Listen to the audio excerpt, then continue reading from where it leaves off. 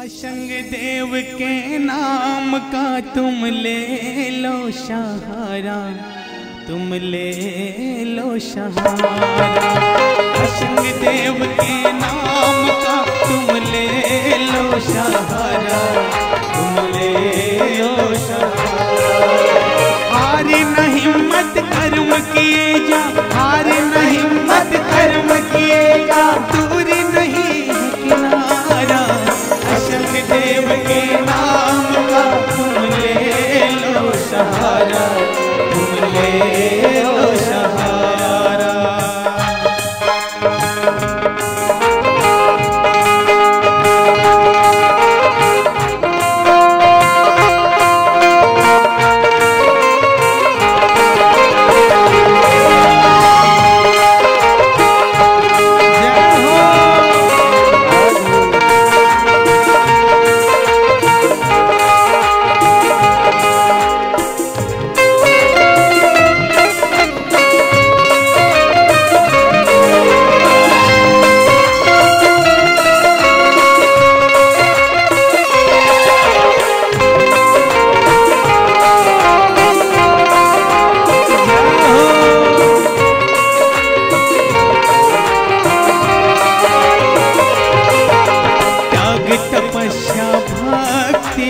सच्ची लगन जहाँ है, त्याग तपस्या भक्ति सच्ची लगन जहाँ है।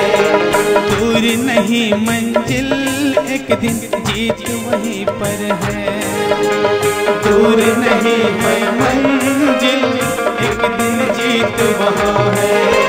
लगन लगाई भक्त ध्रुव ने, लगन लगाई भक्त ध्रुव ने, बन के अटल सितारा। अशंग देव के नाम का तुम ले लो सहारा, तुम ले लो सहारा। अशंग देव के नाम का तुम ले लो सहारा, तुम ले लो सहारा।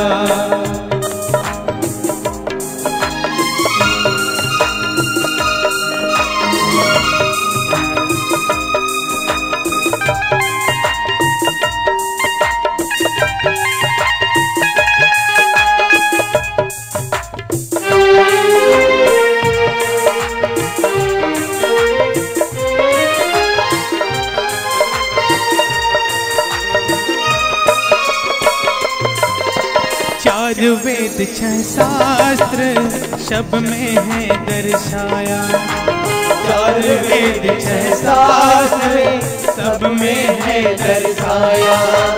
शेष महेश रटत है पार नहीं है पाया, शेष महेश रटत है पार नहीं है पाया। गुरु नाम की महिमा देखो, गुरु नाम की महिमा देखो, कोई नहीं लिख पाया। अशंग देव के नाम का तुम ले लो सहारा, तुम ले लो सहारा। अशंग देव के नाम का तुम ले लो सहारा, तुम ले लो सहारा।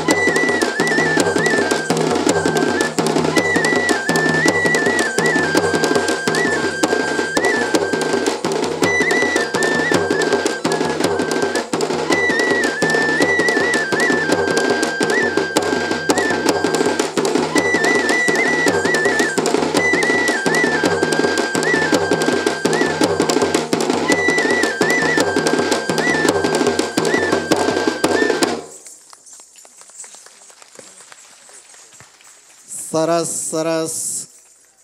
અહીં નાની દેવરૂપણના ભાઈઓએ ખૂબ સરસ નૃત્ય કર્યું.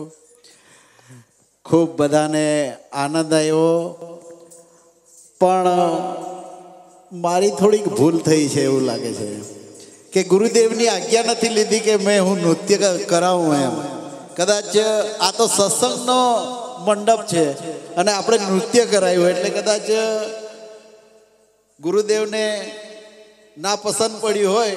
પણ હું આપ બધા વતીથી હું માફી માંગીશ સાહેબ પાસે, કેમ કે એમને આપણે કીધું નહોતું કે આવું કરવાનું છે એવું.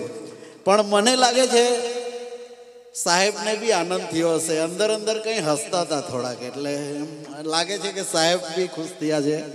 એટલે એમાં કંઈ અફસોસ માનવાની કંઈ જરૂર નથી. ખૂબ સરસ નવયુવાનોએ ખૂબ સરસ આપણને બધાને આનંદ કરાવ્યો. એ બદલ આપ બધા વતી એમને હું ખૂબ ખૂબ અભિનંદન આપું છું. હવે આગળનું જે કાર્ય છે, સદગુરુ શ્રી અસંગ સાહેબને આપણે વિનંતી કરીએ કે આ સત્સંગનો રસપાન કરાવે. અસંગ સાહેબજી, સદગુરુ અસંગ સાહેબ કી, સદગુરુ અસંગ સાહેબ કી. બેનો બોલતા નથી, ખાધું નથી, બહુ મોટો ભંડારો હતો, કદાચ એમ હાથ બી નથી ઊંચા થતા, એટલે કઈ આ ભાઈઓ એકલા જ ઊંચા હાથ કરે. સદગુરુ શ્રી અસંગ સાહેબ કી, સદગુરુ શ્રી અસંગ સાહેબ કી, સદગુરુ શ્રી અસંગ સાહેબ કી. સાહેબ બંદગી, સાહેબ બંદગી, સાહેબ બંદગી. સદગુરુ શ્રી અસંગ સાહેબને વિનંતી કરીએ કે એમના મુખારબિંદથી આપણને અમૃતવાણી સંભળાવે એવી આપણે વિનંતી કરીએ. અસંગ સાહેબજી.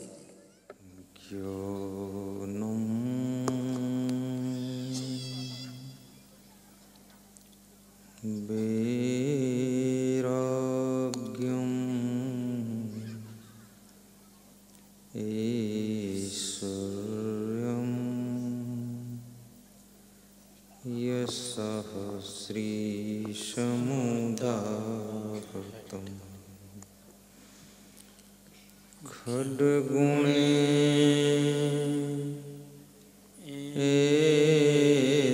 ऐश्वर्युक्तो हि भगवान् श्री गुरुप्रिय हि भगवान् श्री गुरुप्रिय. यस्य दर्शने मात्रे मनसा स्यात् प्रसन्नता स्वयं भूयात् धृति शान्ति सा भवेत् परिमो गुरु सा भवेत् परिमो गुरु. बंदहूँ गुरु पद पदुम परागा सुरुचि सुबास शरस अनुरागा. बंदहूँ गुरु पद पदुम परागा सुरुचि सुबास सरस अनुरागा. अमी मूरी माय चूरन चारु समान सकल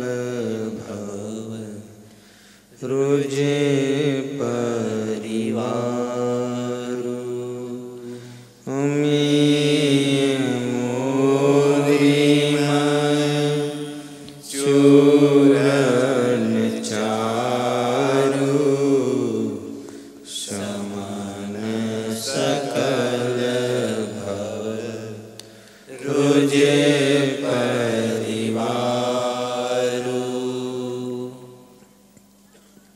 सुतदारा और लक्ष्मी पापियों के घर हों, संत समागम हरि कथा तुलसी दुर्लभ दो।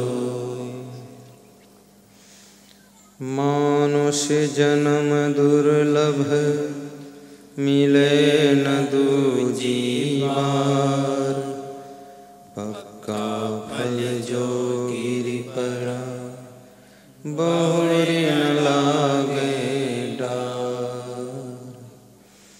बार बार वंदना हजार बार वंदना, मेरे गुरुदेव को करोड़ बार वंदना।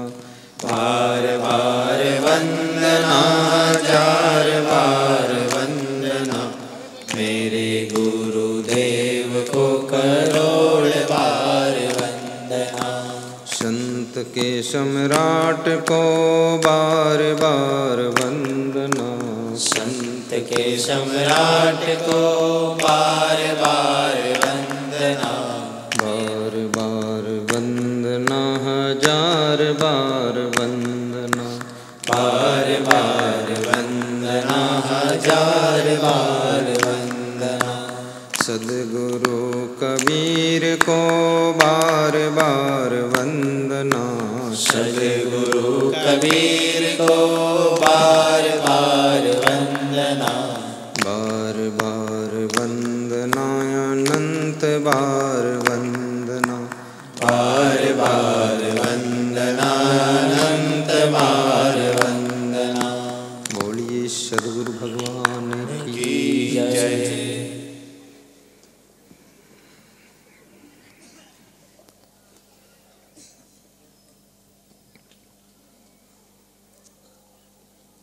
प्रातः स्मरणीय विश्ववंदनीय सद्गुरु कबीर साहिब की असीम अनुकंपा से, पूज्य श्री क्षमादेव जी की कृपा से भारत देश की महान भूमि गुजरात प्रदेश, डिस्ट्रिक्ट नर्मदा, तहसील सागबारा, ग्राम पाट की पवित्र धरती पर रात्रिकालीन बेला में विराट सुखद सत्संग की शरीरता में हम और आप निमज्जन करेंगे, जीवन को कृतार्थ करेंगे। संसार को शांति का संदेश देने वाले समस्त संत महात्मा, धर्म की राह पर चलने वाले श्रोता बंधुओं, घर घर की शोभा बढ़ाने वाली माताओं बहनों तथा मेरे प्रिय आत्मन बच्चों,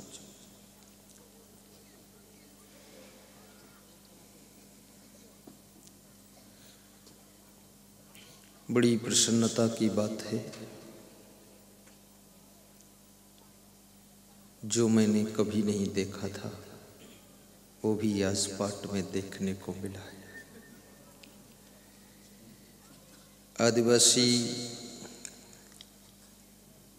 भाइयों की जो कला है, जो उनके शरीर की साधना है, वास्तव में वो सराहनीय है। पहली बात तो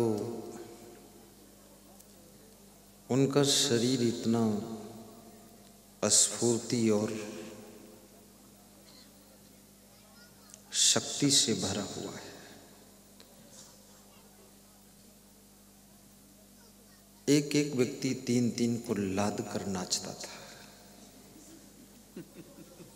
कम से कम 1.25 कुंटल लाद के चलना नाचना इसमें बैठे हुए किसी के ऊपर 2 आदमी बिठा दे वो तो रौंद जाएगा। फिर वो एक दूसरे की खोपड़ी के ऊपर खोपड़ी करके खड़ा हो जाता था। मैं पहली बार ऐसा देखा। फिर वो घोड़ा भी बन गए। एक घोड़ा हाँक रहा, चाबों को मुकुट लगा लिया, श्री कृष्ण भगवान बन गया। तरह तरह की विचित्र विचित्र कलाओं के द्वारा हमें आपको प्रसन्नता प्रदान की गई है। एक बार आदिवासियों की कला के लिए उनको ताली बजाकर अभिनंदन कीजिए।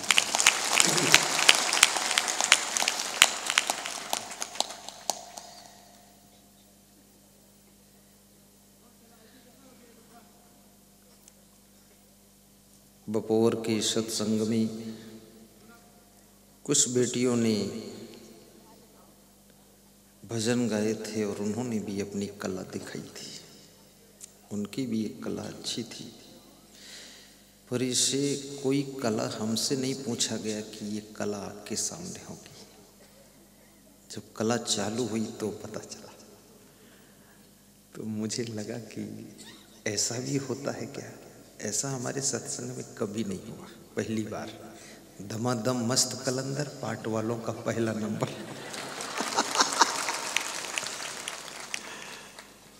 प्रथम स्थान है आपका। और वो सब वीडियो रिकॉर्डिंग हो गई है। इसको थोड़ा सा टीवी पे चला देंगे तो पूरा विश्व देख लेगा।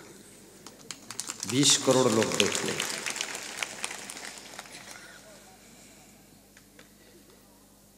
और इतने लोग बैठे थे, मैं देख रहा था, सब आनंदित थे, खुश थे।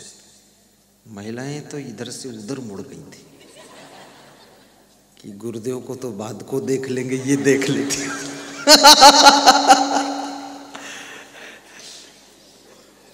और परम आनंदित अगर कोई था तो मैं था। मैं बहुत हंसता था। बहुत खुशी हो रही थी।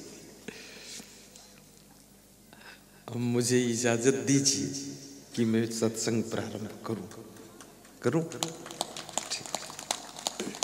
इजाजत कैसे दी जाती है? थोड़ा मुस्कुरा के ताली बजा दिया करो, बस। वेरी गुड, धन्यवाद।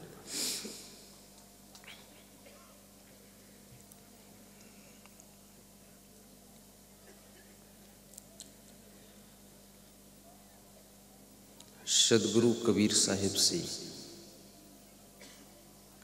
किसी भक्त ने प्रश्न पूछा है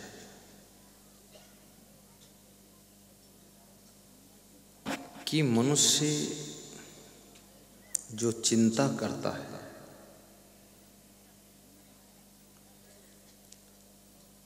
इसको जो टेंशन होती है, अर्थात छोटी छोटी बात में तनाव हो जाता है, तो इस चिंता से मुक्त होने का क्या उपाय है? चिंता से मुक्त कैसे हुआ जाए? और टेंशन करने से क्या क्या नुकसान है? तो कबीर साहब कहते हैं, जिस व्यक्ति को आत्मज्ञान हो जाता है कि मैं अजर अमर अविनाशी हूँ, शरीर नश्वर है, शरीर और आत्मा के बीच का सेतु बंधु मन है, कर्मों के प्रभाव से जन्म मरण का चक्र चल रहा है, आज का कर्म कल फल ले आता है, इस जन्म का कर्म अगले जन्म में फल देता है।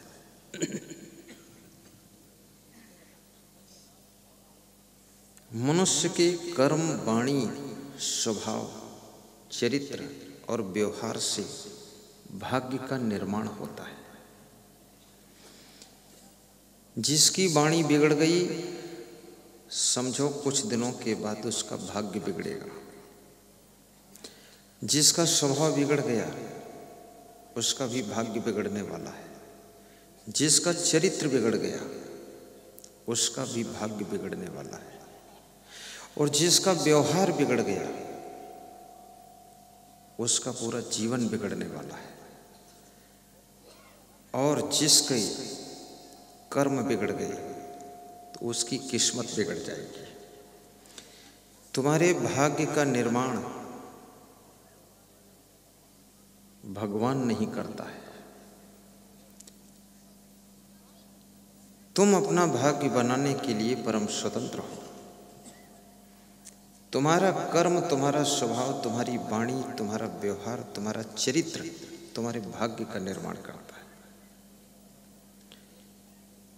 भाग्य को जितना अच्छा बनाना चाहो बना सकते हो, और भाग्य को जितना बिगाड़ना चाहो बिगाड़ सकते हो। आपको ज्यादा क्रोध आएगा, भाग्य बिगड़ेगा। सहनशीलता बढ़ेगी, भाग्य सुधरेगा। ईर्ष्या करोगे, भाग्य बिगड़ेगा। प्रेम से रहोगे, भाग्य सुधरेगा। वासना में डूबोगे, भाग्य बिगड़ेगा। भक्ति और उपासना में डूब जाओगे, भाग्य सुधरेगा। जितनी ज्यादा गलतियां करोगे उतना भाग्य बिगड़ता चला जाएगा, और गलतियों का सुधार करोगे तो भाग्य सुधरता जाएगा, और गलती बिल्कुल नहीं करोगे तो तुम्हारा भाग्य सूरज जैसा चमकता चला जाएगा।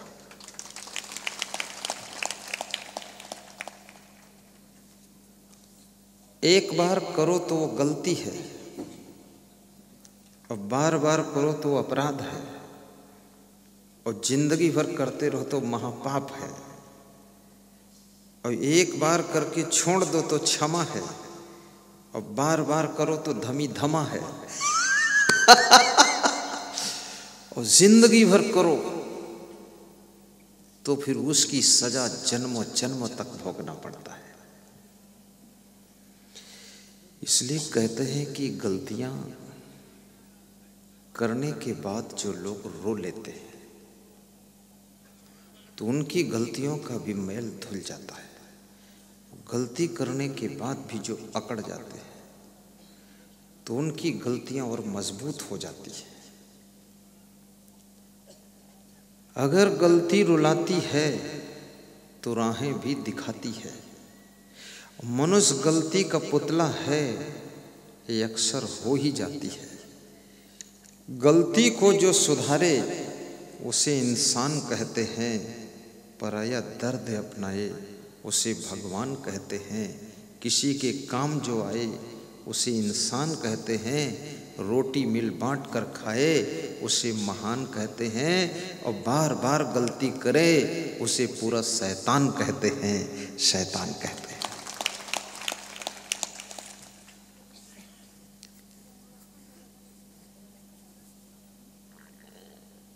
साहिब बंदगी, जिससे भूल हो जाए वो इंसान का स्वभाव है। जो भूल को कबूल कर ले, भूल करे, वो मानव है, मानव से भूल हो सकती है, लेकिन भूल को कबूल कर ले, स्वीकार कर ले कि हमसे भूल हुई है, क्षमा कीजिए, तो महामानव है। और भूल दूसरा करे, उसको बचाने के लिए खुद अपने ऊपर स्वीकार कर ले, वो कौन है? वो संत हृदय है। और जिससे भूल कभी ना हो, और जिसके सामने, जिसके प्रभाव से भूल करने वाले भी सुधर जाएं, वो भगवंत हृदय होता है, भगवंत हृदय होता है।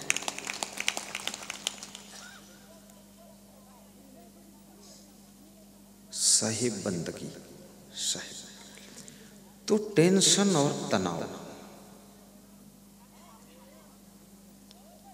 कभी कभी आपको बिजनेस की चिंता होती है, कभी कभी प्रकृति के प्रकोप की चिंता होती है, कभी कभी तुम्हारे हाथ से जब अवसर खो जाता है, अवसर हाथ से निकल गया, उसके बाद में चिंता होती है। लेकिन चिंता कब होती है? इस बात को भी याद रखना, नुकसान होने के बाद होती है, स्कूल में फेल हो जाने के बाद होती है, एक्सीडेंट हो जाने के बाद होती है। नीतिकार ने एक बहुत बड़ी बात कही है, उत्पन्न पश्चातापस्य बुद्धिर्भवति यादृशी तादृशी यदि पूर्वम स्यात् कस्य नास्यान्न महोदया। चिंता होने पर, दुख होने पर, हानि होने पर, टेंशन आने पर जैसी बुद्धि मनुष्य की होती है, उस समय उसकी जैसी बुद्धि बनती है, वैसी बुद्धि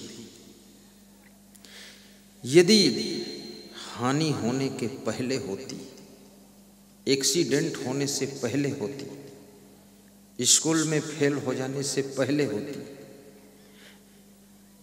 तो भला किसका भाग्य उदय न हो जाता। लेकिन चिंता कब हुई, टेंशन कब हुई? जब हाथ से कमान निकल गई, जब अवसर निकल गया, समय निकल गया, वक्त पार हो गया, तो विचारक कहता है कि अब पछताए होत क्या जब चिड़ियां चुन गई खेत। कितने लोग तो दूसरे के बहकावे में आकर के बात को चिंता में पड़ जाते हैं। कई बहुत दुखी तब होती है जब महाराजा दशरथ की लाश मरी पड़ी है, देखती है और सोचती है कि मैं तो विधवा हो गई, साथ में ये अयोध्या भी विधवा हो गई, राम वन चले गए।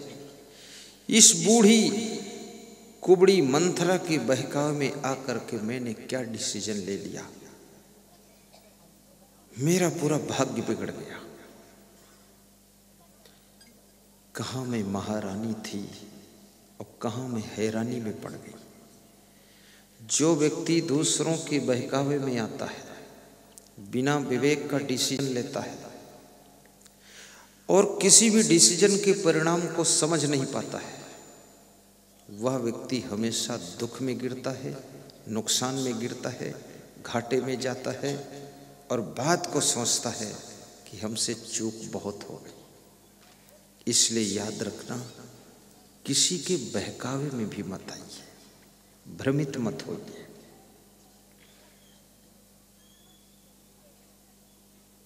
सोच समझकर कार्य कीजिए। महाराजा धीराज धृतराष्ट्र विदुर जी से पूछ रहे हैं कि हे विदुर, वे कौन से लोग हैं जिनकी लक्ष्मी अत्यंत सेवा करती है? विदुर कहते हैं उनमें 5 बातें होती हैं। वश्येन्द्रियम जितात्मानम धृत दंडम विकारिषु पारिच्य कारणम अत्यंत धीरम श्री निर्सेवते। विदुर जी कहते हैं जिनकी इंद्रियां वश में है। इंद्रियों को वश में करना कोई छोटी बात है। सबसे पहले मनुष्य अपनी जबान से गिरता है, स्वाद में गिर जाता है, और जो स्वाद में गिर सकता है वो हर तरह से गिर सकता है, क्योंकि जीभ एक ऐसी इंद्री है जिसके पास में 2 डिपार्टमेंट, स्वाद लेने का डिपार्टमेंट और बोलने का डिपार्टमेंट। आदमी जब खाने बैठता है या इसको कोई अच्छा खिला दे, फिर इससे चाहे जो भी काम ले ले, पूरी जिंदगी बिगड़ जाए, लेकिन चटोरे को खाने को मिल जाए। श्रृंगी ऋषि का पतन स्वाद से हुआ था, जिह्वा से हुआ था, चटोरेपन से हुआ था। श्रृंगी ऋषि का पहले नाम निम्बी ऋषि था। वो नीम के तना को चाट लेते थे और उससे ही जो मिल जाए शक्ति तो जी रहे थे, साधना कर रहे थे। इंद्र को डर लग गया कि इतनी बड़ी तपस्या कर रहा है, ये तो एक दिन इंद्रासन ले लेगा। इंद्र उस समय भी होता था और इस समय भी इंद्र है। कोई महात्मा, कोई व्यक्ति जब बहुत प्रभावशाली होता है तो जितने बड़े बड़े राजनेता होते हैं उनका सिंहासन हिलता है। धनवान के सामने भी, तपस्वी के सामने भी, प्रभावशाली के सामने भी वो घबरा जाते हैं कि जिस दिन ये असंतुष्ट होगा उस दिन मेरे सिंहासन को हिला देगा। तो सिंहासन को हिला दे उससे पहले इसको हिला देता हूँ, तो उसी को हिला देते हैं। ऐसा इंद्र ने भी विचार किया। उसने अप्सरा भेजा। किसी साधु की तपस्या को खंडित करने का काम अप्सरा से होता है। अप्सरा और अफसर, अफसर का दिमाग बिगड़ जाए तो देश का बजट सब खत्म हो जाएगा, और अप्सरा का दिमाग बिगड़ जाए साधु की तपस्या खत्म हो जाएगी। और साधु यदि प्रभावित ना हो तो वो साधु फिर बहुत महान होता है। अप्सरा आती है और देखती है खाते क्या है, तो नीम के पेड़ को चाट रहे थे, तो वहां पर थोड़ा उसने गुड़ लगा दिया, तो उनको मिठास आई तो ज्यादा चाट लिया। दूसरे दिन उसमें खीर लगा दिया तो और ज्यादा चाट लिया। अच्छा लगा, क्योंकि जो कभी खीर न खाया हो उसको ज्यादा स्वाद आता है, और जो रोज खाता है उसके लिए साधारण बात हो जाती है।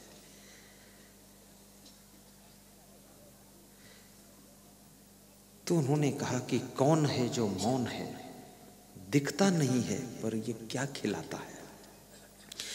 तो गुप्त आवाज आई कि ऋषवर आपके सामने आने में डर लगता है, नहीं तुम सामने आ सकते हो। सामने जब अप्सरा मेनका उर्वशी आती है, निम्बी ऋषि कहते हैं तुम यही रहो, रोज खीर बनाकर खिलाया करो। जवान से गिर गया ये व्यक्ति, स्वाद से गिर गया ये व्यक्ति, और उस अप्सरा को वहीं पड़ोस में रख लिया। और कहते हैं कि जो जीभ से गिर सकता है उसके बाद वो सभी इंद्रियों से गिर जाता है, फिर उनका पतन हो जाता है और उनका नाम श्रृंगी ऋषि पड़ जाता है। अब नीम को चाटना बंद कर देते हैं। इसलिए गृहस्थ व्यक्ति को भी अपनी एक एक इंद्री पर ध्यान देना चाहिए। वश्रेंद्रियम, जिसकी इंद्रियां बस में है। एक ऊंट नीम के पेड़ के नीचे बैठा जुगाली कर रहा था। जुगाली मतलब पागुर। तो उसके मुख से लाल रंग की जीभ निकलकर बाहर आती है। पास में बैठी हुई लोमड़ी देखती है, वो खुश हो जाती है। और लोमड़ी ने आओ देखा ना ताओ, उसने सोचा कि ऊंट के मुख से ये लाल रंग की चीज बड़ी सुंदर दिखाई देती तो खाने में कितनी स्वादिष्ट होगी। तो लोमड़ी ने अपना मुंह ऊंट के मुंह में डाल दिया, ऊंट की मुंह के जीभ काटने के लिए। ऊंट के जीवन में ऐसी घटना कभी नहीं घटी थी।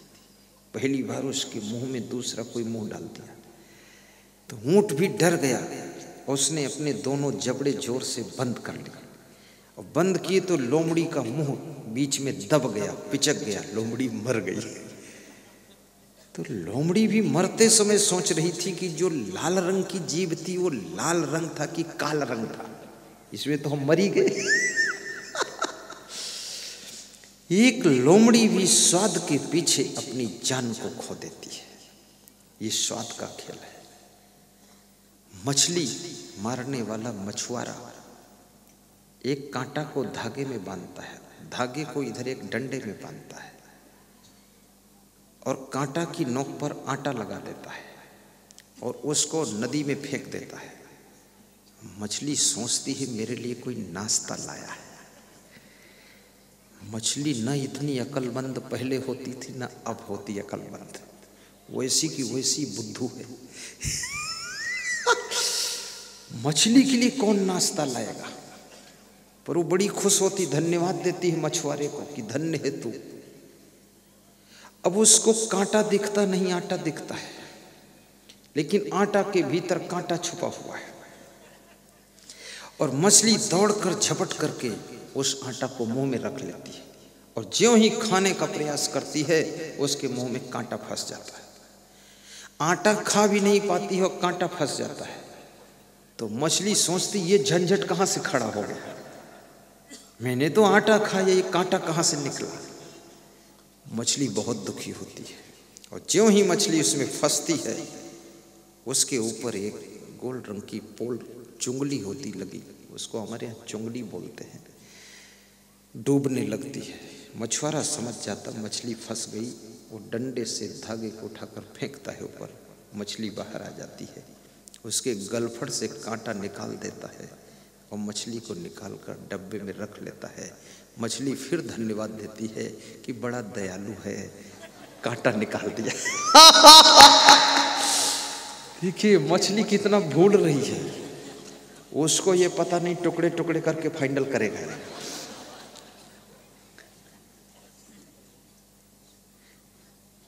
फिर मछली को लाकर टुकड़े टुकड़े करके कढ़ाई पे पकाकर फिर खाते हैं लोग। मछली खाने वाले भी लोग बड़े हिम्मत वाले लोग हैं, साधारण लोग नहीं है, क्योंकि इतनी बदबू आती है मछली में, इतनी गंध दुर्गंध। क्योंकि मछली नाक खाती है, खखार खाती है, गोबर खाती है, लेटरिन खाती है, मुर्दे को खाती है, सड़ा गला खाती है। आदमी इतना हिम्मती है, साड़ी सड़न एक साथ खाता है। हाँ, और फिर बोलता है इतनी विटामिन प्रोटीन मिल गई, क्या पूछना है। अरे तो सीधे विटामिन प्रोटीन ले लो ना, मछली जितनी गंदगी खाती वो बाहर मिल जाएगी, वही खा लो। कहाँ मछली मारने जाओगे, उसमें पाप भी होगा। अपने गांव वालों से बोल दो जितना नाक थूक है डिब्बा में इकट्ठा करके दे जाओ। खा लो इतनी गंदगी। कभी मछली मत खाना, मांस भी मत खाना, अंडा भी मत खाना। फिर बड़ी मजे की बात है, हिंदू लोग कहते हैं कण कण में राम है। कहते कि नहीं कहते? सुना है, मैंने सुना है, तुम ना सुने हो तो सुना देता हूँ। कण कण में राम है। और मुसलमान भाई कहते हैं जर्रे जर्रे में खुदा है। क्या बात है, जो जर्रा है वो कण है, जो कण है वो जर्रा है। तो बात तो एक ही है, भाषा बदली है। कण कण में राम है और जर्रे जर्रे में खुदा है। तो जब जर्रे जर्रे में खुदा है तो ये जो मांस मछली खाते हो, मुर्गा अंडा खाते हो और ये गाय भैंसा खाते हो, ये क्या खुदा से जुदा है? इसमें तो बहुत बड़ा जर्रा है, तो बहुत बड़ा खुदा होगा। तो इतने बड़े खुदा को फाइनल कर रहे हो। और फिर हिंदू कहते हैं कण कण में राम है, कण कण में राम है। तो क्या मुर्गा में राम नहीं है? उसमें भी तो राम बैठा है और सुबह सुबह बोलता है कुकरू कू। तो मछली में भी राम है, अंडे में भी राम है, मुर्गे में भी राम है, बकरे में भी राम है। तो उसको कैसे खाते हो राम को? अंडा खाना राम को खाना हो जाएगा, बकरा खाना राम को खाना हो जाएगा। क्योंकि करोड़ों जर्रे मिलकर, करोड़ों कण मिलकर के बकरा, मुर्गा, भैंसा, गाय का शरीर बनता है। और जब कण कण में राम है, जर्रे जर्रे में खुदा है, तो ये बकरा, भैंसा, मुर्गा, अंडा तुम कैसे खा सकते हो? इसका खाना तो खुदा और राम को खाना हो जाएगा। और फिर उनकी बंदगी करते हो, उनका भजन करते हो, उपासना करते हो, तो ये तुम्हारी उपासना झूठी है, ये बंदगी झूठी है। बंदगी तो तब होगी जब हर प्राणी के ऊपर तुम दया करोगे।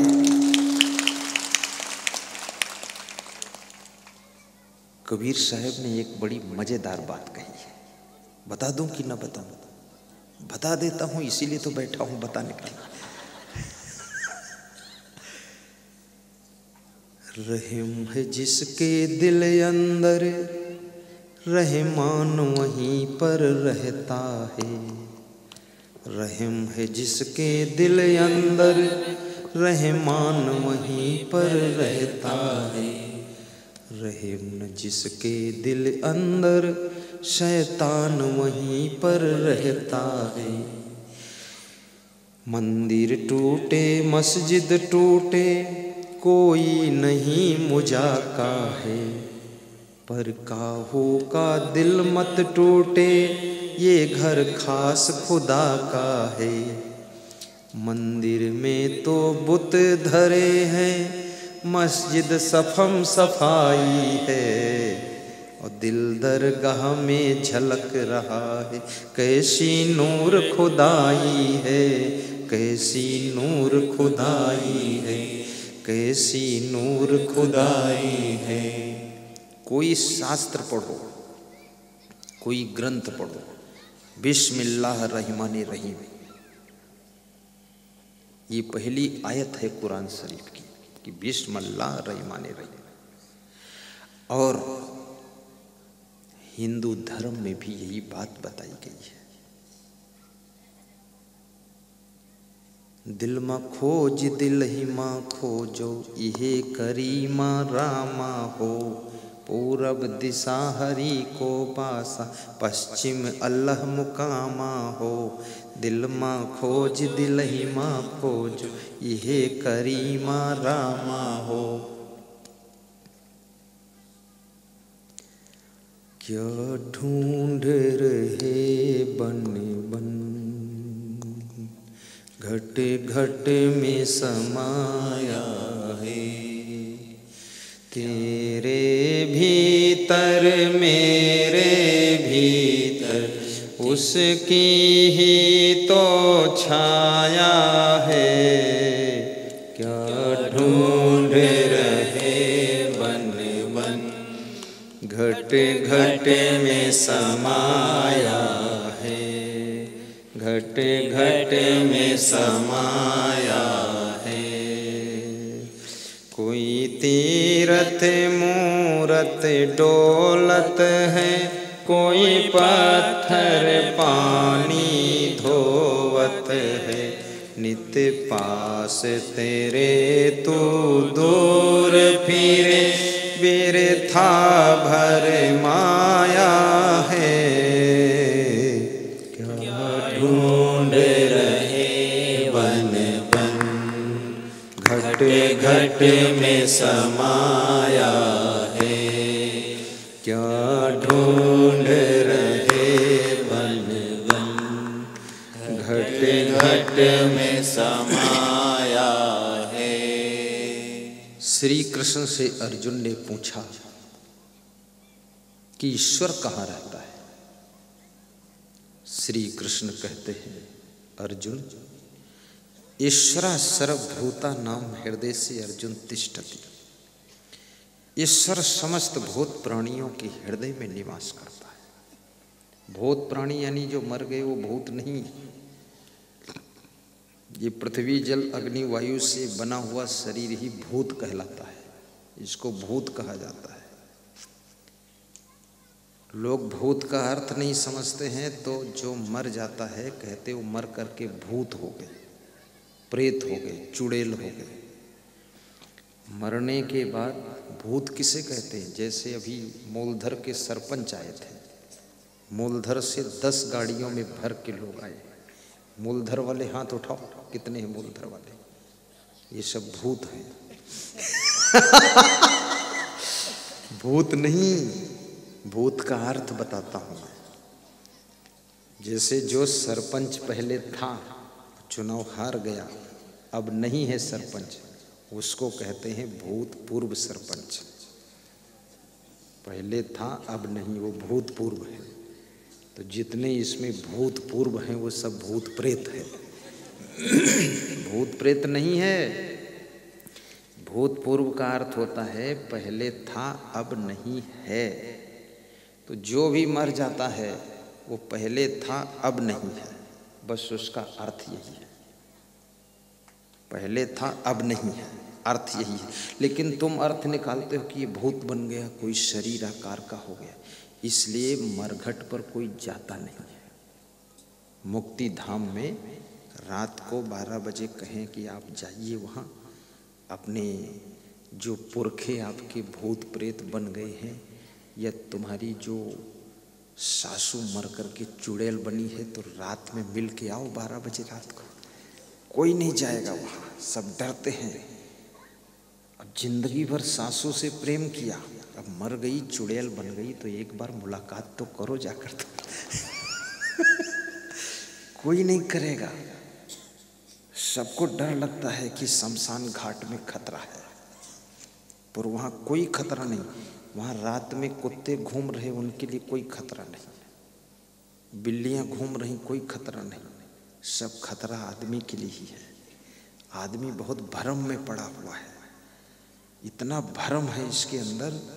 भूत प्रेत, चुड़ैल, मरही, मसान, नटवीर, खबीस, जिंद, परिंद, ओझा, बैगा, नाउट, जंतर तंतर, मंतर, टोना, टंबर, जादू, साढ़े साती, शनिश्चर, मंगल, टेढ़ा, सीधा, शकुन, अपशकुन, लफड़िम, लफड़ा, सब झुट्ठम झुट्ठ है। हाँ, इसमें कोई सच्चाई थोड़े है।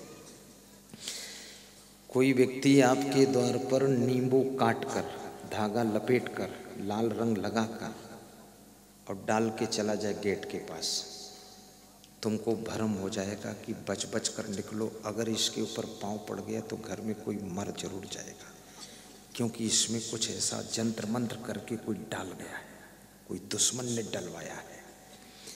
अगर ऐसा हो सकता है, कोई ऐसा मंत्र है और नींबू काट कर उसमें धागा लपेट करके वहाँ चावल लगाकर, रंग लगाकर डाल दिया जाए तो कोई मर सकता है उससे, तो हिंदुस्तान के सारे नींबू इकट्ठा कर लिए जाए और जंतर मंतर करने वालों को इकट्ठा किया जाए, सब धागे में बांध करके एक साथ पाकिस्तान तरफ फेंक दो, सब फाइनल हो जाए आतंकवाद। एक चूहिया नहीं मरेगी उससे। हाँ, ये सब भ्रम ढकोसला है, इस भ्रम से भी बचो। इसके लिए कबीर साहब ने कहा है कि भरम बढ़ा तिहु लोक में और भरम बढ़ा सब ठाव, और कहें कबीर कस बाचिहो तुम बस्यो भरम के गांव। तुम भरम के गांव में बस रहे हो, तुम बच ही नहीं पाओगे। कबीर साहब का सम्मान इसीलिए है, ऐसा सब भरम ढकोसला वो काट देते हैं, वो इसको नहीं मानते। मैंने सुना है एक ज्योतिषी बैठा था सड़क किनारे, जैसे कोई भिखारी बैठते हैं लोग, तो हाथ हाथ की रेखा देख रहा था। तो कुछ लोग दिखाते थे, कुछ लोग नहीं दिखाते थे। तो दिन भर से बैठा था, उस दिन कोई दिखाया ही नहीं। तो एक आदमी सड़क के पास निकला तो उसको बुलाया, आओ यहाँ आओ, तुम्हारी रेखा देख ले। तो रेखा देखा, बोला आपकी सब रेखा अच्छी, लेकिन जीवन रेखा टूटी हुई है। तो बोले इससे क्या होगा? तो बोले इससे ये होगा कि 7 दिन के बाद तुम्हारी मृत्यु हो जाएगी। तो आदमी डर गया, थोड़ा डरा, पूरा नहीं डरा, क्योंकि वो कबीरपंथी था, वो पारखी था। कबीरपंथी हो और पारखी हो, वो बहुत ज्यादा खतरनाक होता है। पारखी, उसको कोई पार ही नहीं पा सकता है, सबके पार रहता है। उसकी सब पारखी, उसकी आंखें पार हो गई, पार है आँखी, बहुत दूर दृष्टि रखता। तो उसने पूछा ये कैसे फिर ये रेखा जुड़ सकती है? तो ज्योतिषी ने कहा कि 101 रुपये भगवान के नाम पर, 7.5 शनि के नाम पर दीजिए, तो मंत्र पढ़ दूं मैं, तो ये रेखा 7 दिन में जुड़ जाएगी, तुम बच जाओगे। तो उसने कहा 101 है नहीं। अरे बोले तेरे ऊपर 7.5 शनि लगा, 7 दिन बाद मर जाएगा तो कबीरपंथी था, उसने कहा 7.5 लगा तो 7 दिन में कैसे मरूंगा, 7.5 दिन में मरना चाहिए, 7.5 है। अरे बोले तर्क मत कर, लाश मिलेगी। तो बोले 101 नहीं है। तो बोले 51 रुपये दे दो, तुम गरीब आदमी हो, तुम्हारा काम कर देंगे। बोले 51 भी नहीं, तो बोले 21 लाओ फिर। बोले 21 भी नहीं, तो बोले 11 रुपया है कि नहीं? बोले 11 भी नहीं, तो बोले 5 का नोट निकाल, फालतू बात मत कर। तो उसने कहा 5 का नोट भी नहीं है। तो ज्योतिषी ने कहा तू यहाँ से जा, तेरे ऊपर 7.5 शनि लगा भी नहीं है, जाओ। उसके पास नोट नहीं तो 7.5 शनिचर लग के करेगा क्या? ये सब भ्रम है। ऐसे गरीबों को भी दान देना चाहिए, लेकिन ये भ्रम ढकोसले में फंस कर नहीं। और जीवों पर दया करो, दयालु दिल बनाओ। मांस, मछली, अंडा, मुर्गा, शराब का सेवन कभी मत करो, क्योंकि मुझे एक बहुत आनंद आती है। हिंदू भाई कहते हैं कि गाय हमारी माता है, जन्म जन्म से नाता है। तो मैं उनसे पूछा, गाय तुम्हारी माता है तो ये बकरी तुम्हारी कौन है? बकरी से कोई नाता नहीं जोड़ा, बकरी कौन है? क्योंकि बकरी को खाना है इसलिए कोई नातेदारी नहीं, अब गाय को बचाना है इसलिए नाता जोड़ दिया। तो बकरी कौन है? बकरी तुम्हारी सिस्टर है, इसको भी मत खाओ, बहन जी है, सिस्टर।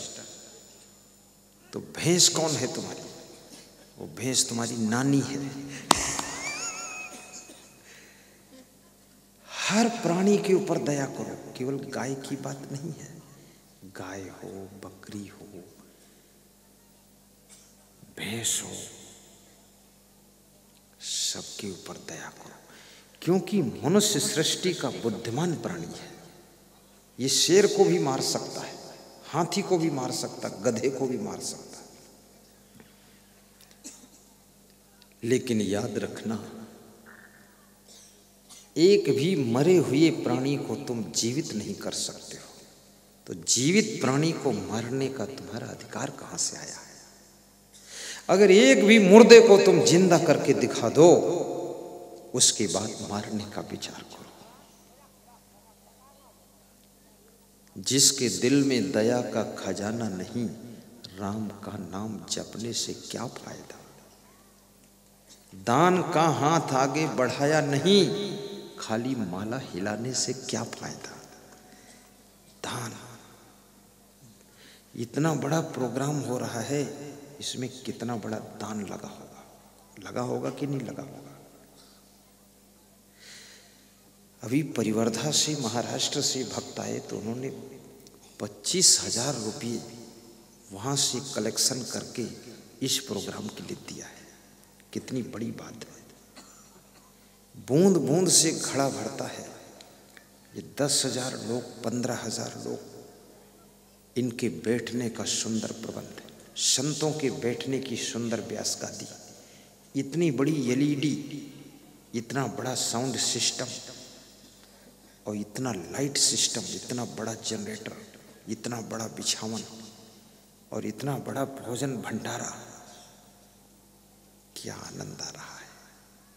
संतों का भी भोजन भंडारा, और फिर इतनी बड़ी सजावट, जमावट, दिखावट, बनावट, सब, फिर सबका स्वागत सम्मान, फिर फूल माला, और फिर पटाखा गोला, और फिर साधु संत की दक्षिणा, इनको वस्त्र दान आदि, इनका सम्मान।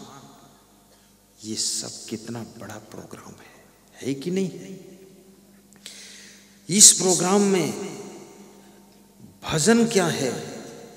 ऐसे ऐसे कार्यक्रमों को सफल बनाने के लिए दान देना सबसे बड़ा भजन है। शरीर से सहयोग करना भी भजन है, और लाल पीले कपड़े पहनकर सेवा में खड़े रहना, ये तो महाभजन है।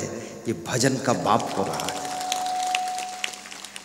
मैं यहाँ देखता हूँ बहुत सी महिलाएं, वो थोड़ा हल्का लाल, हल्का पीला कपड़ा पहने, साड़ी। अब तो खैर ठंडी में सब ओढ़ के बैठी, सब मिक्स हो गई। इधर कुछ पुरुष बंधु भी पीले रंग की बनियान पहनकर, कुछ लोग थोड़ा वो बेज लगाकर फूल वाला, सब अलर्ट है लोग। इसका साफ सफाई, सेटिंग, भोजन बनाना, परोसना, खिलाना, पानी पिलाना, इसी का नाम भजन है।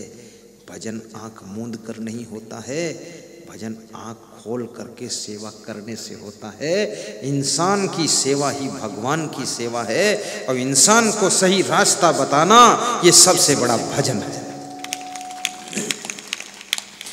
और इस समागम में जिन जिन लोगों ने अपना अपना धन लगाया है, मुझे पता नहीं किन किन लोगों ने लगाया, लेकिन बहुत लगाया है लोगों ने, और जिन्होंने अपने शरीर की सेवाएं दी हैं और जिन्होंने अपने मन से धन्यवाद दिया है, उनको सबको इस सत्संग का बहुत पुण्य प्राप्त होगा।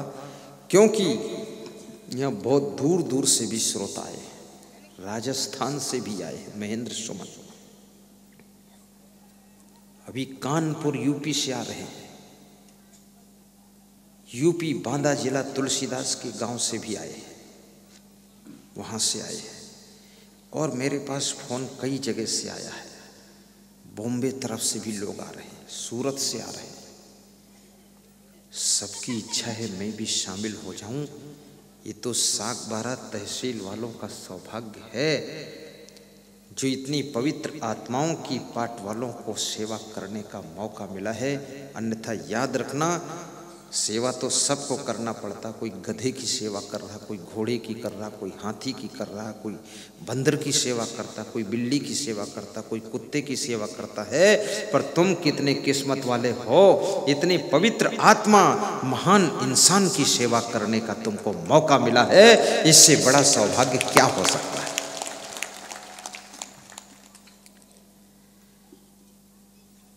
सद्गुरु हमारा जीवन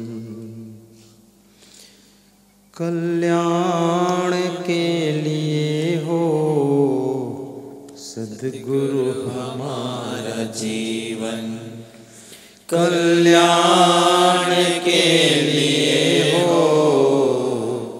तन मन वचन ये मेरा परमार्थ के लिए हो, तन मन वचन ये मेरा परमार्थ के लिए हो। सद्गुरु हमारा जीवन कल्याण के लिए हो, सद्गुरु हमारा जीवन तन मन यो धन ये मेरा परमार्थ के लिए हो। कहीं मंदिर बनाना हो, आगे बढ़ कर के हाथ बटाइए। आश्रम बनाना हो, सबसे आगे सेवा में आइए। सत्संग कोई कर रहा हो, उससे जाकर पूछिए क्या मैं मदद करूं। किसी गरीब की कन्या का विवाह हो, उसमें भी मदद कीजिए। हमारा धर्म हो सेवा, हमारा कर्म हो सेवा। और जब तुम्हारी उन्नति होने लगे तो आसपास वालों को भी सहयोग भी करना। यदि सहयोग नहीं करोगे तो उनकी ईर्ष्या ज्यादा बढ़ेगी। तुम्हारी गाड़ी के पहिया के टायर में वे लोहा घुसेड़ देंगे, उसको फोड़ देंगे। तुम्हारे मकान में हथगोला मार देंगे, जलन हो रही है। लेकिन उनसे कहो कभी आपके ज़्यादा मेहमान आ जाए, हमारे यहाँ 2 कमरे खाली हैं, रह लेना। उनसे कहो कहीं इमरजेंसी में जाना हो, ये गाड़ी आपकी है, बैठ के चले जाना। तो वे तुम्हारी गाड़ी को धोने के लिए आ जाएंगे, पोंछने के लिए आ जाएंगे, साफ कराएंगे। धनवान बनने लग जाओ तो दूसरों की सेवा में भी 10% खर्च करो। 10% धर्म में लगाओ, नहीं तो बुद्धि बिगड़ जाएगी। फिर विजय माल्या जैसे अय्यासी में चले जाओगे, बर्बाद हो जाओगे। 10% धन धर्म में लगना चाहिए। 10% हिस्सा हमारा भी है उसमें, और 10% जो क्षेत्र के गुंडे लफंगे हों उनको शांत करने के लिए बांट दो, नहीं वे तुम्हारा काम बिगाड़ देंगे।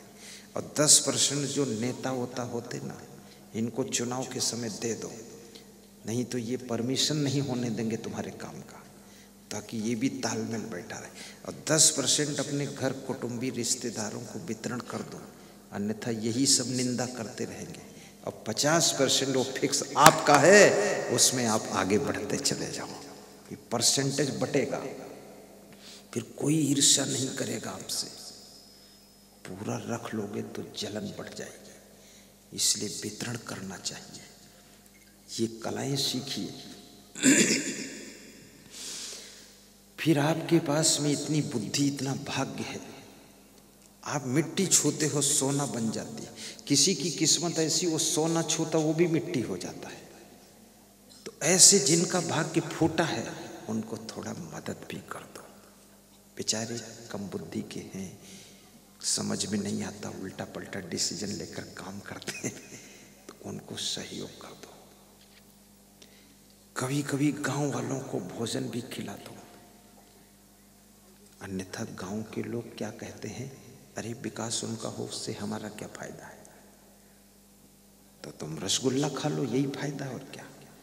दाल बाटी खा लो, बाफले खा लो, लो गुजराती लड्डू खा लो, श्रीखंड खा लो, लेकिन मेरा खंड खंड मत कर। उनको भी खिला पिला दो, सेवा हो जाएगी। हमारा धर्म हो सेवा। किसी प्रदेश में नाम नहीं लूंगा, मेरा आश्रम बनने जा रहा था, तो उस गांव के सरपंच ने 3 एकड़ जमीन दिया। तो एक आदमी गांव का चिल्ला रहा था कि इतनी क्या जरूरत देने की, 1 एकड़ में काम चल जाएगा, साधु संत को इतनी क्या करना है।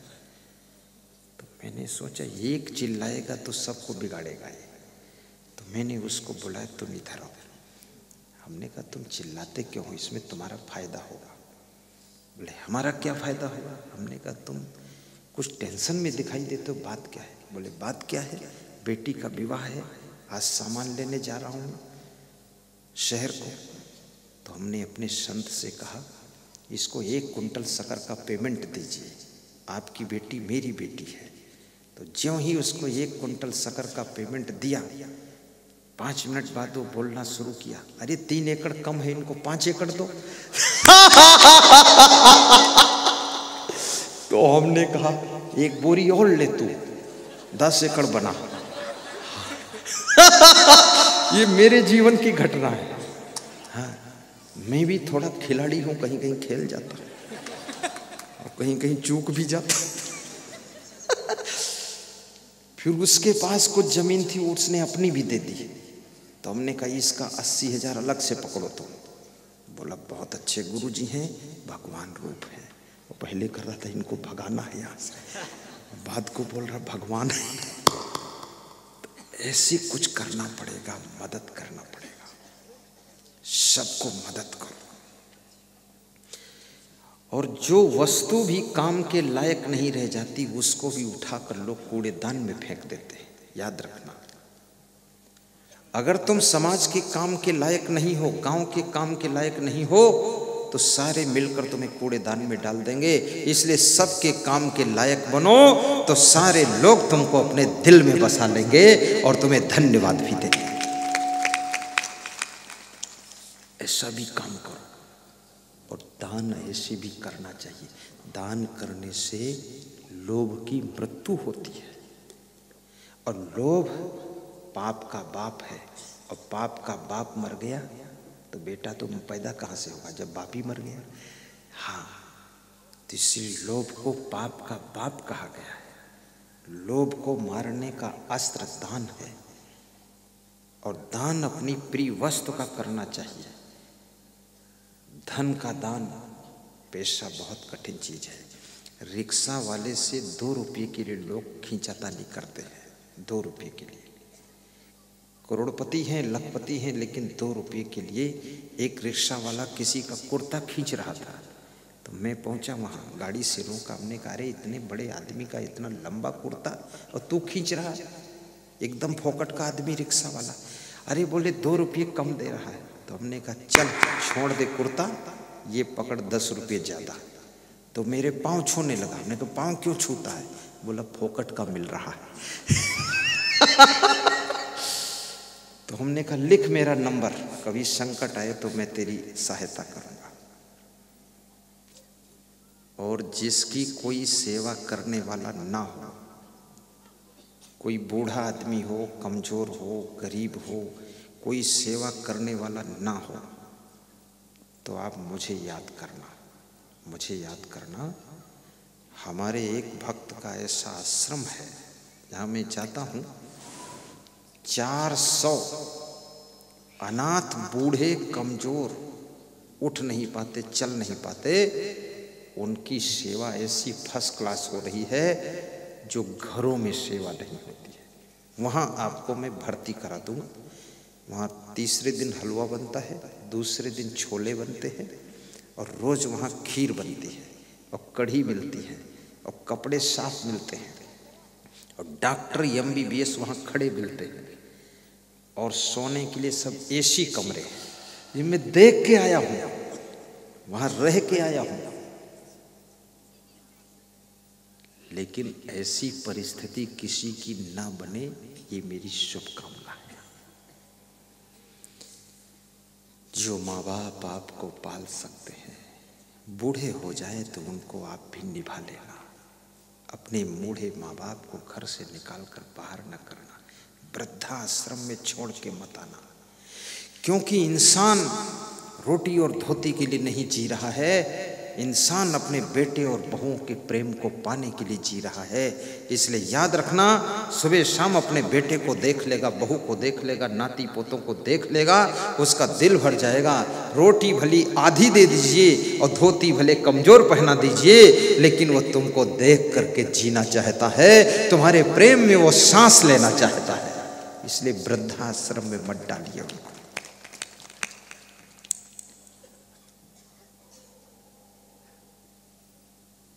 एक आदमी ने अपने बेटे का विवाह किया, बेटे को सर्विस मिली, फिर विवाह किया बड़ी धूमधाम से।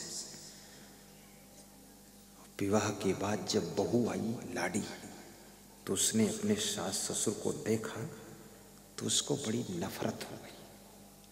सास ससुर बूढ़े थे, थोड़ा गंदे भी रहते थे, तो उसने कहा सब तो बन सकता, पर इनके जूठे बर्तन में नहीं मान सकती, और इनको सीधे वृद्धाश्रम में बैठा दो, अच्छी बात है, पेमेंट दे देना। तो पति ऐसा था, वो अपनी पत्नी का आज्ञाकारी शिष्य था, पूरी बात मानता था, बोलता था अपनी पत्नी से जी गुरुजी।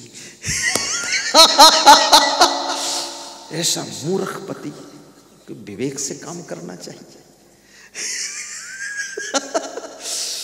तो वो ले करके माता पिता को वृद्धाश्रम पहुंच गया, एक ही बार में आज्ञा का पालन कर लिया। माता पिता ने सोचा यार संसार क्या है, सारा मकान मैंने बनाया, जमीन भी बढ़ाया, इतनी व्यवस्था सब किया, हमको बुढ़ापे में 2-4 साल जीना है, वृद्धाश्रम में डालने जा रहा है।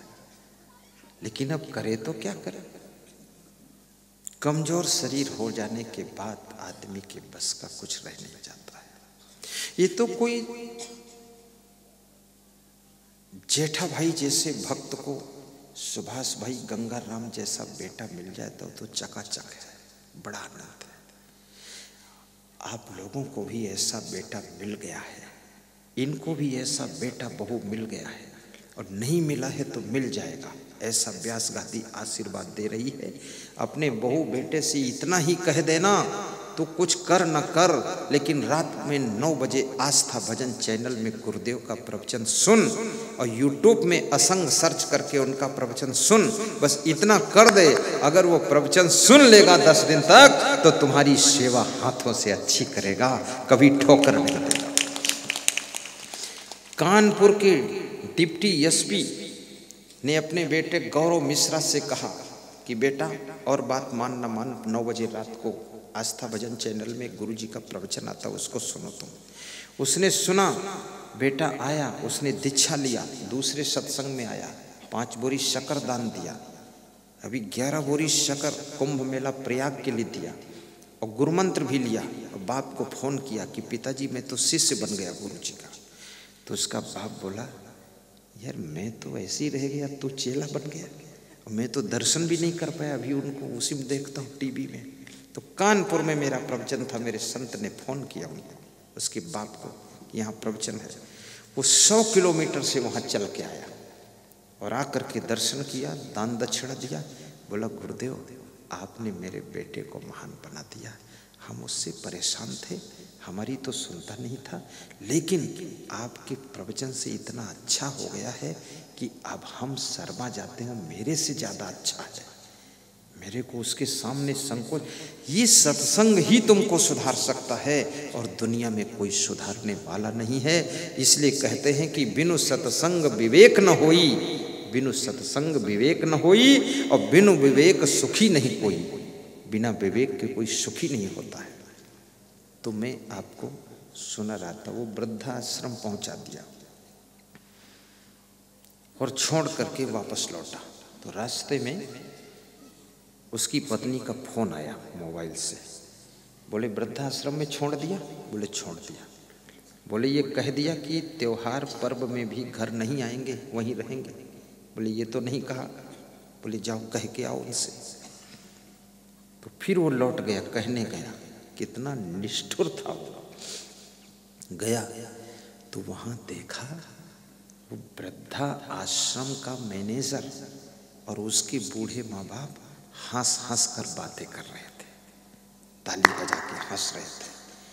तो उस लड़के को थोड़ा आश्चर्य लगा कि घर से लाकर वृद्धाश्रम में छोड़ दिया, इनको कोई दुख ही नहीं है, ये तो मैनेजर के साथ हंस हंस कर बातें कर रहे, बात क्या है?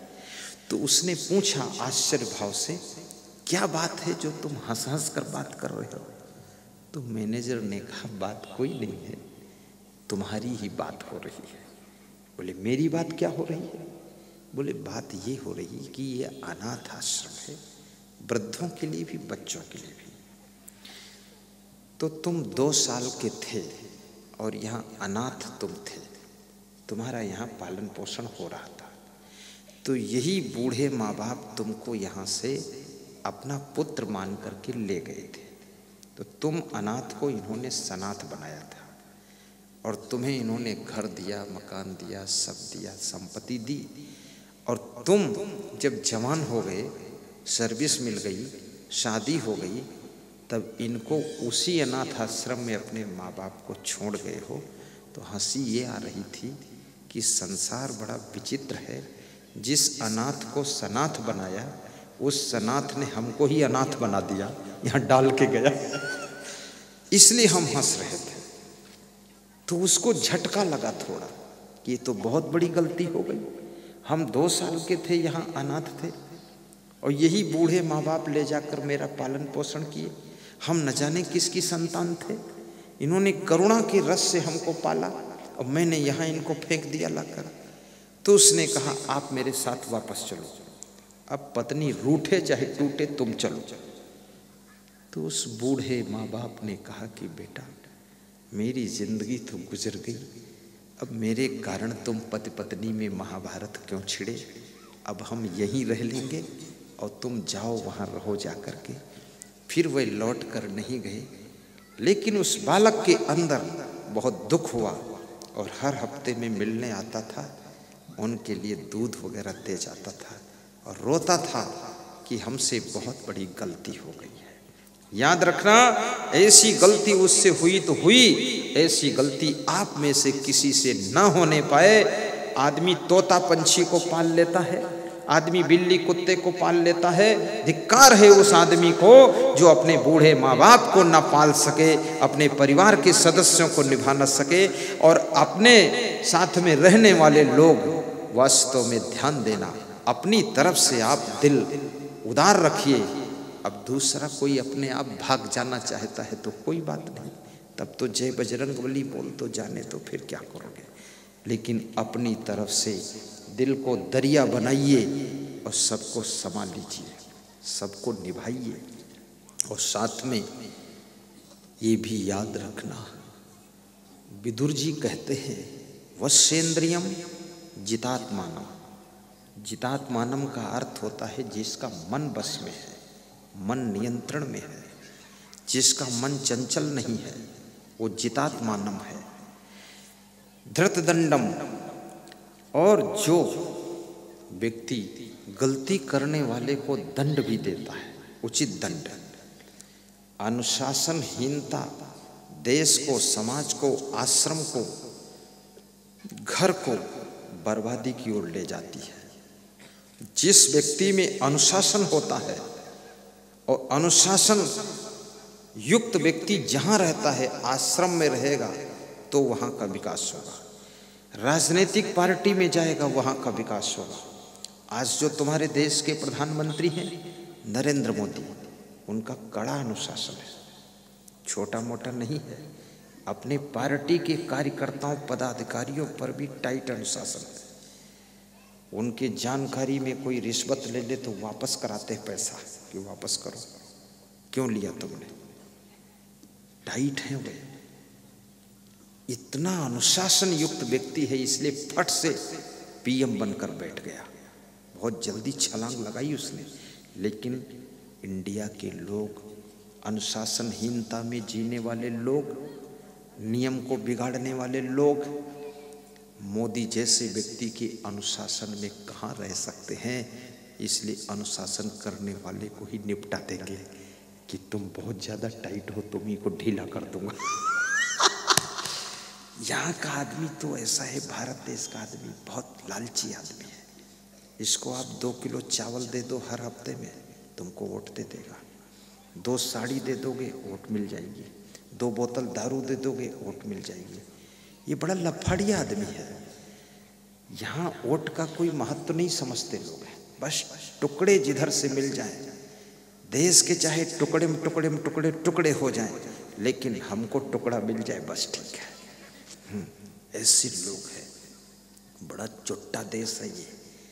अभी दोपहर में बता रहे थे चप्पल मत बदल लेना किसी से। एक आदमी कह रहा था 40 साल से चप्पल खरीदा ही नहीं हूँ, हमेशा टॉप का चप्पल पहनता हूँ। बोले कहाँ से पहनते हो? बोले जहाँ सत्संग होता वहाँ जाता हूँ, सबसे पीछे बैठता हूँ, कथा खत्म हो उसके पहले उठ जाता हूँ, पुराना रगड़ा हुआ चप्पल छोड़ देता हूँ और जो ठीक ठाक मिल जाता है उसको पहन के निकल आता हूँ। बोले उस सत्संग का प्रसाद चप्पल ही है।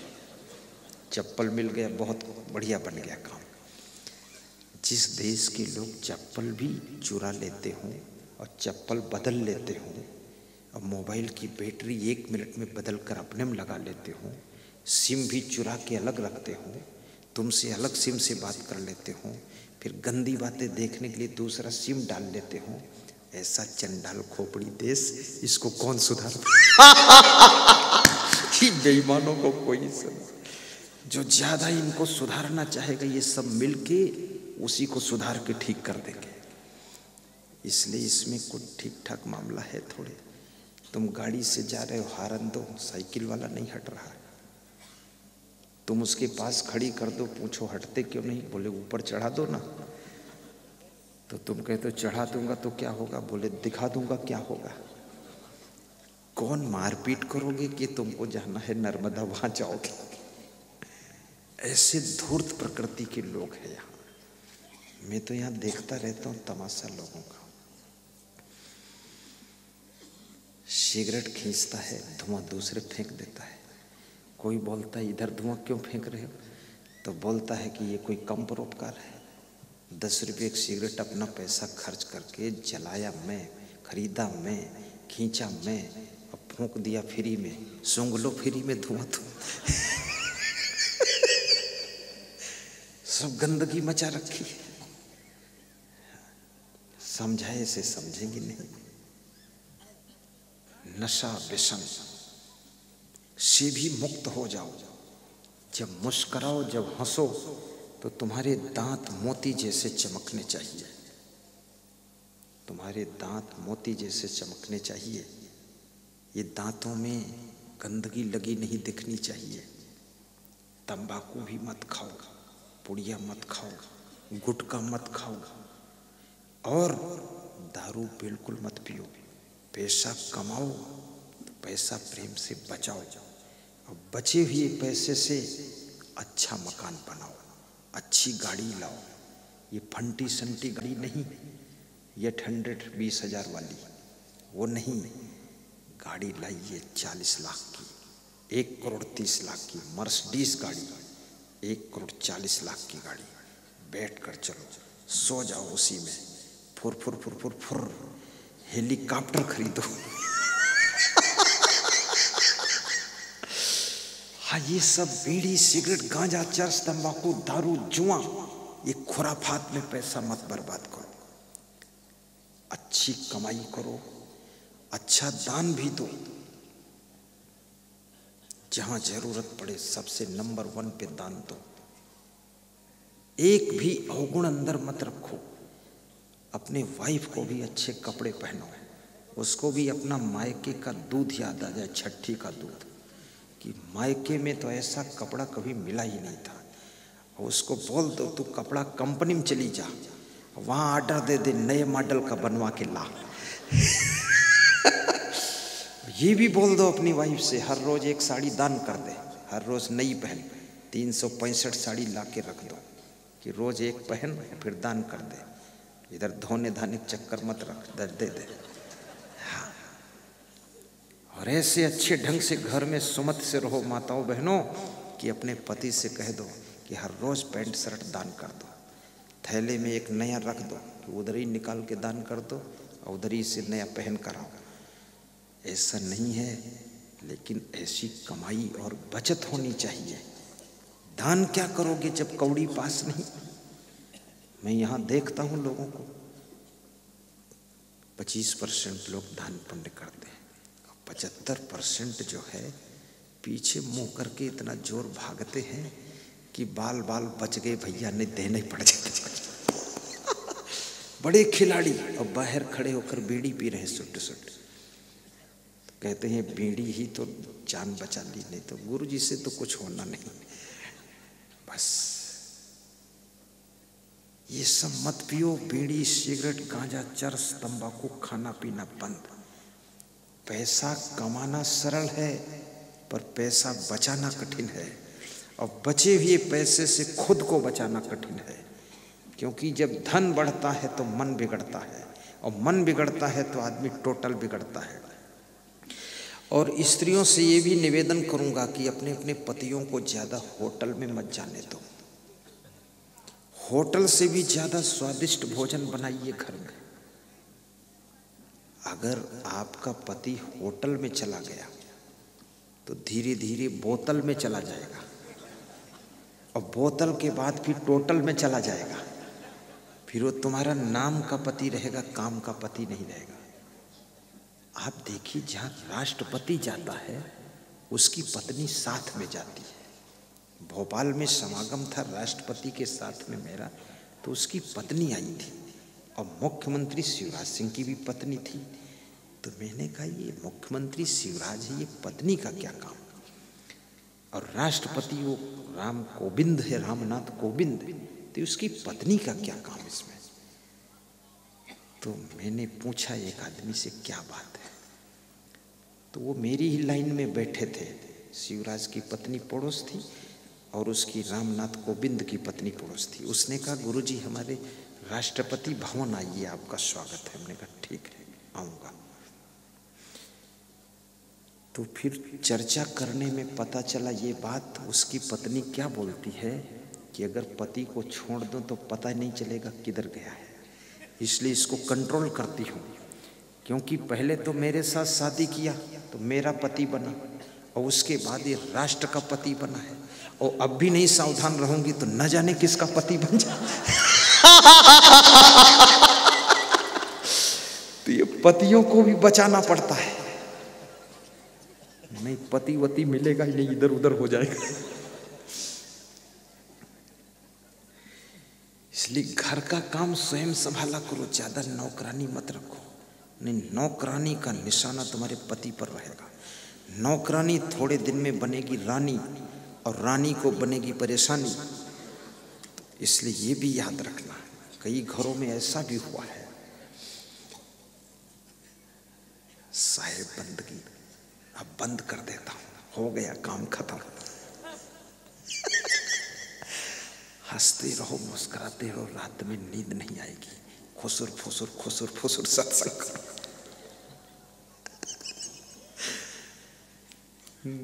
हम आपके साथ हंस लेते तो हमारा भी स्वास्थ्य सही हो जाता है। अभी वो करम भाई के घर गए और मगन भाई एडिशनल फॉरेस्टर के घर गए, तो दोनों लोगों ने हलवा ही बनाया। देखो सलाह किया कि हलवा खिला दो, मंच पर गिर जाएंगे, ठीक रहेगा। दोनों आदमी सलाह किया हो जैसे भी किया हो, देसी घी का हलवा ऊपर से डाल दिया बादाम, छको माल, सत्संग कर पाओ चाहे न कर पाओ। देखा, एक चम्मच खाया, फिर ऊपर से दूध पिलाया, फिर काजू किशमिश बादाम, फिर फल फ्रूट, फिर सुंदर माला, पहनने के लिए माला, खाने के लिए माल। कितना बड़ा कमाल। तो मैं जब यहाँ बैठा तो मुझे लग रहा था कुछ ज्यादा हो गया है क्या, लेकिन जब तुम्हारे साथ हंसा तो लगता पेट खाली हो गया है क्या। अब फिर से वो करम सिंह से हलवा मंगवाना पड़ेगा क्या। हंसने से भूख लगती है, डाइजेशन सही हो जाता है। आपने घोड़े को देखा होगा, घोड़ा हंसता रहता ना, वो खाता है और थोड़ी देर बाद हंसता है, ही ही ही ही ही ही। घोड़े की पीठ पर जो लोग बैठे हैं ना, तो घोड़ा उसको लादे लादे थक जाता है, जब थकता है तो फिर हंसता है, ही ही ही ही ही ही ही। तो जब हंसता है, खा खा कर छकता है, तब हंसता है, तो खाया हुआ हजम हो जाता है। और जब पीठ पर लादे लादे आदमी को थकता है तो फिर हंसता है, तो उसका जो थकान है वो खत्म हो जाता है। इसलिए तुम भी काम करते करते थक जाओ तो थोड़ा ही कर दिया करो, और खाते खाते छक जाओ तो बैठ के ही कर दिया करो। ये बहुत बड़ा टॉनिक है, ये मैंने घोड़े से सीखा। ये ही क्यों करता है, इसके पास ना जमीन है, ना मकान है, ना कुछ है, ही करता है। और आदमी के पास इतना सब कुछ है, ये बिल्कुल ही नहीं करता। तो तुम्हारे पास तो सब कुछ है, थोड़ा तुम भी हंसा करो, और बुढ़ापे में भी हंसा करो। अभी मेरा सत्संग यहाँ से पहले राजस्थान बकानी गांव में था। पुरुषोत्तम घाटिया, गिरिराज घाटिया सब करवा रहे थे सत्संग। दिनेश घाटिया, 5 भाई हैं, रामविलास घाटिया, रामेश्वर घाटिया, और उनके 3 चचेरे भाई चिरंजीव घाटिया, जगदीश घाटिया और भेरूलाल घाटिया, राधेश्याम घाटिया, नारायण एंड घाटिया।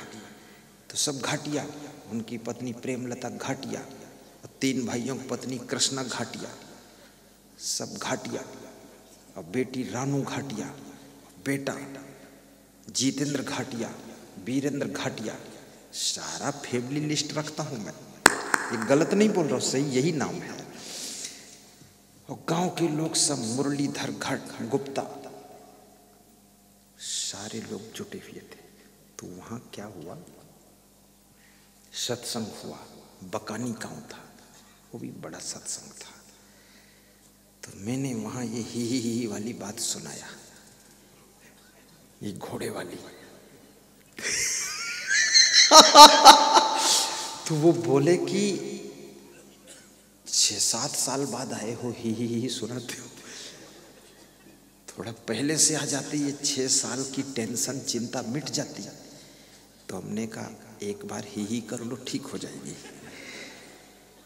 हंसने से टेंशन भी कम होती है, चिंता भी कम होती है, और ये दुनिया के झमेले हरगिज कम न होंगे। ये झमेला कम होने वाला नहीं है, दुनिया के झमेले हरगिज कम न होंगे। अफसोस बस यही है कि एक रोज हम न होंगे, एक रोज हम न होंगे। यही अफसोस है कि झमेला कम होने वाला नहीं। अरे मन ये 2 दिन का मेला रहेगा, न कायम जगत का झमेला रहेगा। आपकी जिंदगी में 2 दिन मेला लगता है। एक तो जब शादी होती ना, उस दिन मेला लगता है, शादी में लोग आते हैं। दूसरा जब तुम मर जाते हो तब तुम्हें दफन करने लोग आते हैं। ये 2 दिन मेला। तो बाकी जो बीच के दिन है उसमें क्या लगता है, उसमें झमेला लगता है, उसमें मेला नहीं झमेला। बहुत झंझट है, उलझन है। एक आदमी कह रहा था दिमाग की नस फट जाएगी, इतना लफड़ा है। एक सज्जन मुझे मिला, बोला पूरा बैल हो गया हूँ। तो हमने कहा बेच दो 20,000 का, और क्या है पूरा बैल। कितनी औरतें कहती हैं हमारे कलेजे में आग लगी है। तो मैंने कहा धुआं कहीं नहीं निकल रहा। बोले तुम फालतू मत बोलो, कलेजे में आग लगी है, सब उलझे हुए लोग हैं। प्रसन्न भी रहा करो, गम खा लिया करो, ज्यादा उलझा मत करो, चिड़चिड़ा स्वभाव मत बनने दो, खुश मिजाज रहना सीखो, अपनी गलतियों को दूर करो, शांति से कमरे में बैठकर सोचो हमारे में क्या क्या गलतियां हैं, क्या क्या भूल है, अपनी गलतियों को सुधारो। दूसरे में ही सब गलतियां देखते मत रहो, और स्वयं का सुधार करोगे बेड़ा पार हो जाएगा। साहेब बंदगी बोलिए तो वश्येन्द्रियम जितात्मानम धृत दंडम विकारिषु पारिच्छिकारिणम, जो सोच परख कर कार्य करता है, सोच समझकर डिसीजन लेता है। अत्यंत धीरम, जिसके पास अत्यंत धैर्य है, घबराता नहीं है, सब कुछ खो जाने के बाद भी खुश रहता है, जीरो पर आने के बाद भी मस्त रहता है।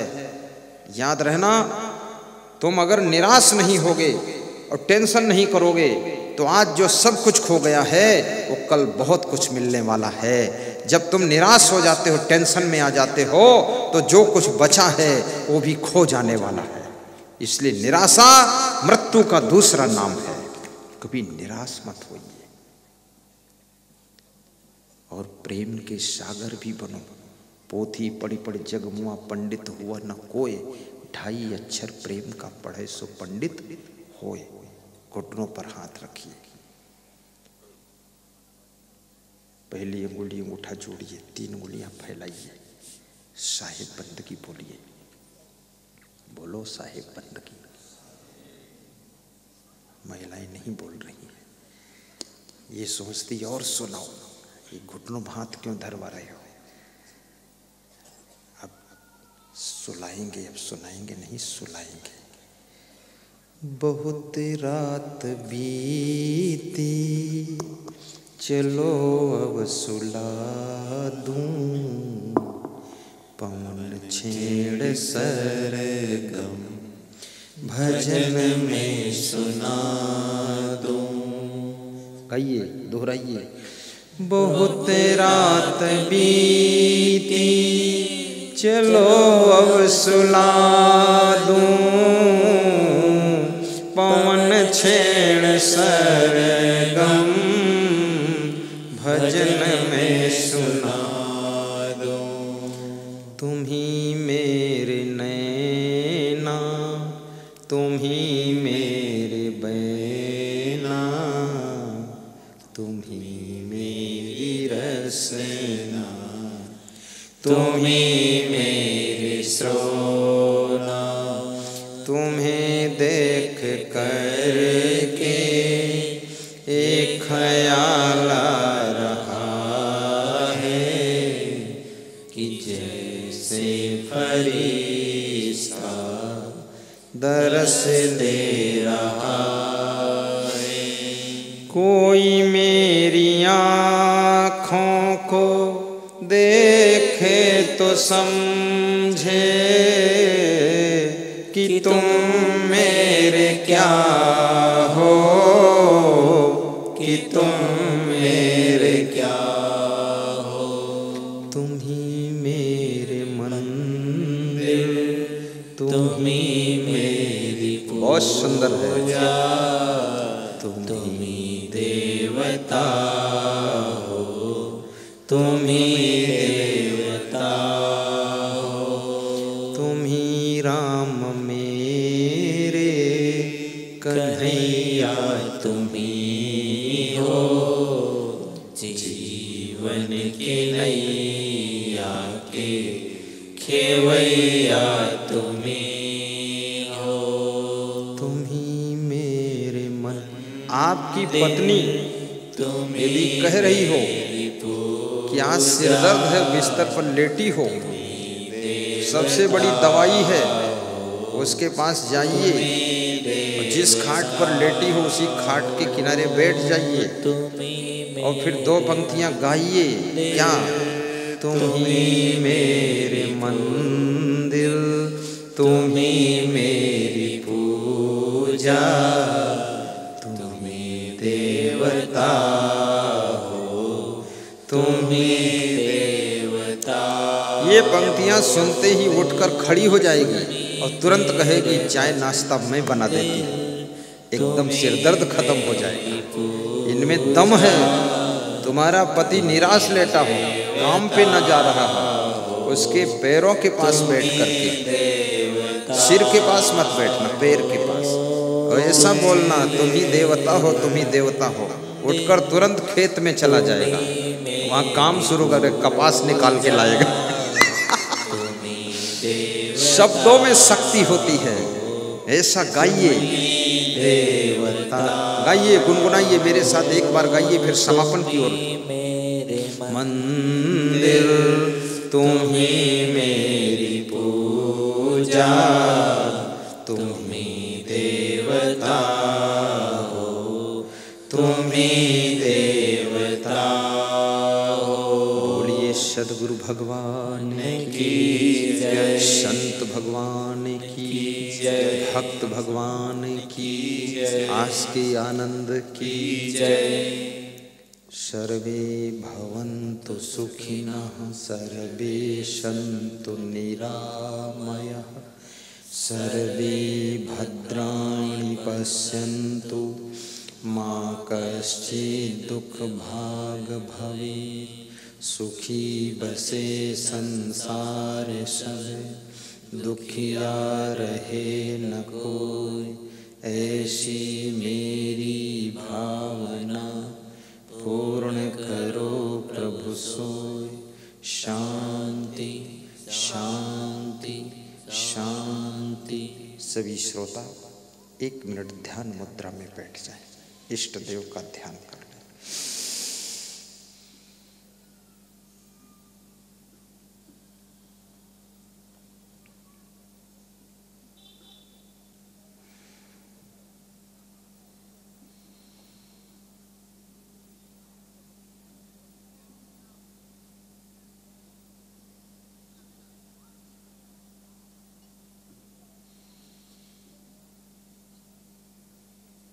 दोनों हाथ स्पर्श करके कोमल अंगुलियां बंद आंखों के ऊपर मुखमंडल पर स्पर्श कीजिए।